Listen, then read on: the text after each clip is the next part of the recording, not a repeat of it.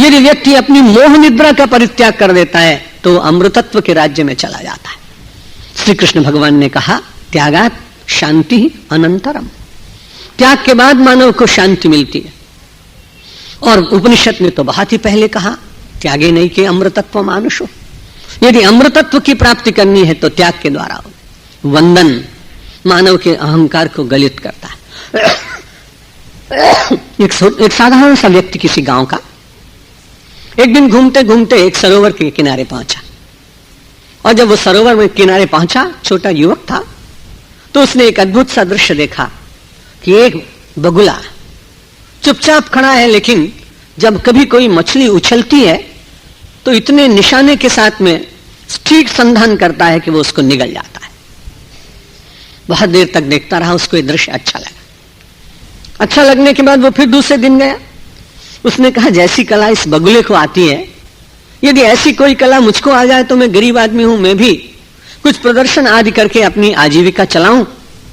मनुष्य कोई मिला नहीं, इसलिए उसने सोचा इसी से सीखना चाहिए। और उसने मन ही मन अपने उस सरोवर में चुपचाप खड़े हुए उस बगुले को ही अपना गुरु जैसा मान लिया। दूसरे दिन कुछ बाजार से छोटी छोटी मीठी गोलियां ले आया। एक और बगुले को मन ही मन कहता कि तुम्हारे भीतर से मैंने सीखा है, इसलिए मैं तुम्हें नमस्कार करता हूं, और मनुष्य संसार में जहां से भी पाना चाहे पा सकता है, क्योंकि न व्यक्ति देता है देती है तो आपकी केवल श्रद्धा देती, और यदि न देती तो एकलव्य को इतना बड़ा धनुष बाण का जो प्रावीण्य प्राप्त हुआ, नैपुण्य प्राप्त हुआ, वो इतिहास में प्राप्त न होता, क्योंकि आचार्य द्रोण ने तो मना ही कर दिया था। लेकिन उसकी अपनी इतनी आस्था थी कि मैं इसमें से दोहन करूंगा धनुर्विद्या का, क्योंकि आचार्य। उस बेचारे गांव के व्यक्ति को कुछ पढ़ा लिखा नहीं था, इसलिए उसको बगुला में ही आदर का भाव हो गया। और एक बार उसको देखता, एक बार मुख ऊपर करके और मीठी गोली को उछालता। 2-3 बार गिर गई, लेकिन 3-4 बार प्रयत्न करने पर वो संधान हो गया।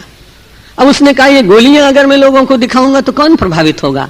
इसलिए उसके बाद उसने छोटी सी चाकू लेकर के और उसको मुंह में लेना शुरू किया और दांतों से दबा लेता। कुछ दिन के बाद उसने सोचा ये भी छोटी वस्तु है, कटारी उसने उठाई और उसको फेंका, दांतों से दबा लिया। कुछ दिन और बीते, और जब भी ये काम करता तो मन ही मन उस बगुले को वंदन करता। ये बड़ी विचित्र बात। कुछ दिन के बाद तलवार उसने फेंकी और अपने दांतों से दबा ली। अब तो उसे किसी नगर के चौराहे पर अपने इस प्रदर्शन को करना ही था, क्योंकि लक्ष्य तो यही था। कई दिनों के बाद उसने प्रदर्शन किया, लोग बड़े विस्मय से अभिभूत हुए, कुछ पैसे दिए। उसने देखा कि मेरी साधना ठीक रही है। कई दिन बीत जाने के बाद एक बड़ा दरबार सा लग गया, बहुत लोग। एक आदमी के मन में विचार ही जागा। उसने कहा कि भाई, आपको ये बड़ी अच्छी कला आती है, लेकिन आप ये बताओ कि आपका गुरु कौन है। कैसी विचित्र बात है। आज तक वो प्रतिदिन मन ही मन इस बात को स्वीकार करता था, लेकिन आज जब लोगों ने उससे पूछा तो उसके मन में विचार आया कि ये बात मैं कैसे कहूं कि मैंने एक बगुला को अपना गुरु माना। उसने कहा, ये विद्या तो मुझे अपने आप ही आ गई। और थोड़ी देर के बाद जब उसने प्रदर्शन करना प्रारंभ किया, आज उसके मन में किसी के प्रति श्रद्धा नहीं है, किसी के प्रति आदर नहीं है, किसी के प्रति वंदना का भाव नहीं है, और भीतर से धीरे धीरे अपनी ही कृति को अपनी ही देन मानकर, और जैसे उसने तलवार फेंकी और फेंकने के बाद दांतों से दबाने की चेष्टा की, न दबा पाया, और उसके मुख के नीचे तक उतर गई तलवार और रक्त की धारा बहने लगी। तुरंत औषधि की गई और वो स्वस्थ हुआ। लोगों ने उससे पूछा, तुम रोज ये प्रदर्शन करते थे, लेकिन कभी ऐसी चूक नहीं हुई।